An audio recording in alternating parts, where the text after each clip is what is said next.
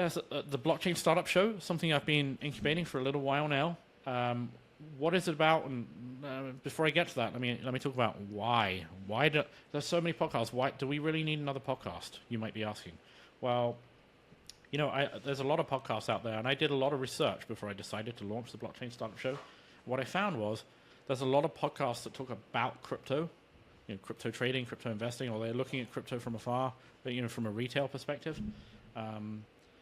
And there's podcasts, other recruiters have podcasts that talk about crypto careers, which is like you'd expect. That's a pretty natural thing, right? Do you know what there's almost nothing about? The business of running a crypto business.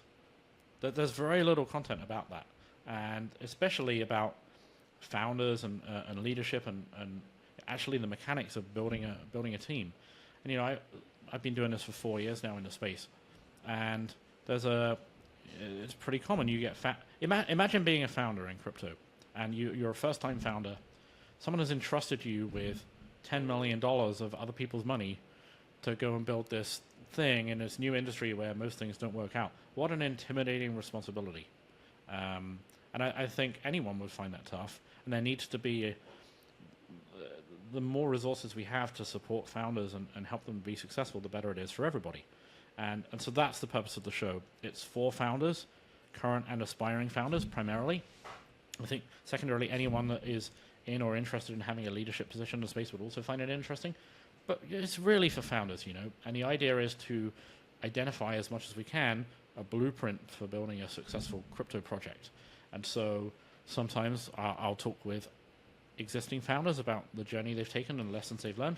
Sometimes we might have a piece on an area of special interest. For example, I recently recorded an episode on everything to do with DevRel. What do you need to know about DevRel as a founder? When should you start bringing on DevRel?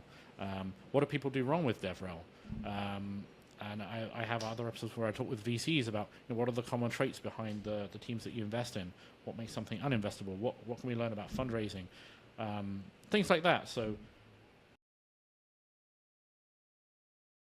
I didn't see anything else like that, and I think it's something that's really needed. And I also, there's something that really annoys me is when I see podcasts like, hey, here's my chat with Dave. Come and listen to me, tune in to me talking to Dave for an hour. Okay, Dave might be someone really well known in the space, but what am I actually going to learn from that? And actually, personally, which is ironic given all the video content that I do, I find people have different preferences for content. I prefer to read. If you want me to watch an hour's podcast, it better be damn good, because otherwise I'm just not going to listen to it. I'd rather just read the transcript or the article or something.